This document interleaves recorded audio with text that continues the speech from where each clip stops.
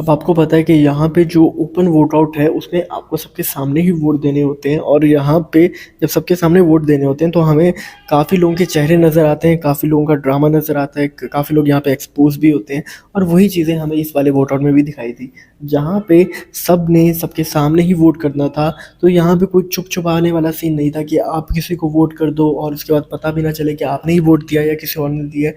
तो ये चीज़ें इस बार हमें देखने को नहीं मिलने वाली थी, जिसकी वजह से काफ़ी लोग जो अपनी दोगला पॉलिसी पे गेम खेलते हैं वो यहाँ पे एक्सपोज होने वाले थे। मतलब कि जो अपनी गैंग के सगे नहीं है, जस्ट दिखाते हैं कि वो अपनी गैंग के सगे हैं, उनका यहाँ पे पर्दाफाश होने वाला था। क्योंकि यहाँ पे पहले तो नहीं बताया था कि ओपन वोट आउट है, बाद में जब एकदम से इनकी प्लानिंग को एक्सपोज किया रणवीर जी ने, तो ये काफ़ी यहाँ पे ट्विस्ट हमें देखने को मिले, जहाँ पे हमें जो आशु जी हैं उनका भी देखा कि वो अपनी गैंग की तरफ नहीं है। मतलब कि सीरियसली आप जर्नी पे आई हैं और आप लोगों को यहाँ पे एडवांटेज मिला है। और कहीं न कहीं आशु जी को जब ये बात बोली गई कि प्रिंस ने कहा कि यार कि जो यंगस्टर्स हैं, उनको अपने करियर में पुश करने की ज़्यादा ज़रूरत है।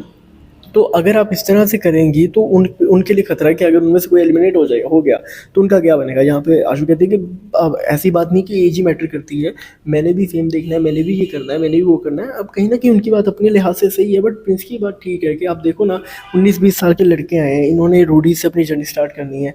अभी पहले ही वीक आपको पता है कि जोएल चला गया, वो भी बहुत डिजर्विंग था। तो इशू यहाँ पे ये है कि इन लोगों को मौका मिलेगा, ये अपना करियर बनाने आए, आप सेट हैं, आपका सब कुछ चल रहा है, बट यहाँ पे एक सेल्फिश आपकी चीज़ की वजह से कोई एलिमिनेट हो जाएगा तो वो चीज़ अच्छी नहीं है। और हमें मौके पे यहाँ पे आशु जी थोड़ी सेल्फिश होती हुई दिखाई दे रही है, जो कि अपना ही सोचती नज़र आ रही है। हालांकि जब रोडीज की जर्नी पे आप आई थी तो वहाँ पे आपको सिलेक्ट नहीं किया गया था, रणवीर जी की वजह से आपको सिलेक्ट किया गया था। एंड स्टिल यहाँ पे आके आप इस तरह की चीज़ें करेंगे तो वो एक अच्छा लोगों की नज़र में नहीं जाएगा। तो मुझे लगता है यहाँ पे आशु जी को ये वाला डिसीजन नहीं लेना चाहिए था। उनको अपने लिए आप ठीक है खेल रही है, बट आपको ये भी देखना है ना कि अगर मैं सेव हो जाती हूँ बट वहाँ पे मेरे रोडीज एलिमिनेट हो जाएंगे, मेरी टीम वाले एलिमिनेट हो जाएंगे, तो आपको आगे सेव किया जाएगा कि नहीं। कहीं ना कहीं ये उनका डिसएडवांटेज तो है कि वो दूसरों की निस्बत उस टास्क को उस तरह से परफॉर्म नहीं कर पाएंगे।